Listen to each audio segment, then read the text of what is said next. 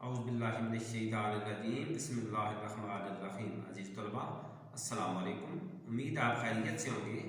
आज जो मैं आपको बता रहा हूँ ये है अपनी मदद आपका मरकज़ी ख्याल। ये आपकी किताब का पहला सबक है जो सर सैयद अहमद ख़ान ने लिखा है। बुनियादी तौर पर ये एक मजमून है।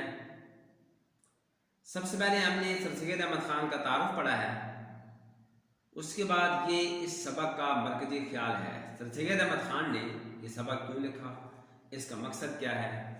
आपका जो पेपर है उसमें ये सवाल आ सकता है शॉर्ट आंसर क्वेश्चन में कि अपनी मदद आपका मरकज़ी ख्याल लिखें। खुदा उनकी मदद करता है जो अपनी मदद आप करते हैं। जो लोग मदद के लिए दूसरों की तरफ देखते हैं उनकी इज्जत खत्म हो जाती है। इज्जत नफ्स जो इंसान के अंदर होती है वो ख़त्म होती रहती है, वो जाती रहती है, क्योंकि वो दूसरों पर इन्हिसार करता है। अगर कोई कौम ऐसा करे तो वो दूसरों की नज़र में गिर जाती है।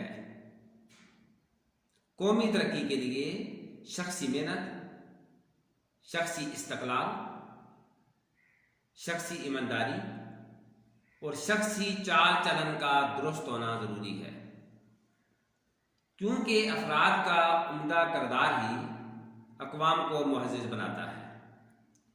लिहाजा अपने ज़ोरे बाजू पर इन्हिसार करना चाहिए। एक नस्ल की मेहनत पर दूसरी नस्ल इमारत बनाती है।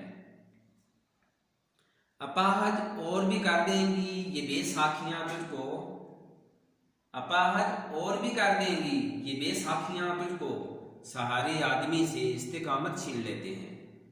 अजीज तलबा, ये एक शेर जो है इसमें तमाम सबक का मरकज़ी ख्याल मौजूद है। अगर आप कामयाबी चाहते हैं तो आप खुद मेहनत करें और आप हौसले से काम लें, और दूसरों का सहारा जो है आप उससे इज्तनाब करें।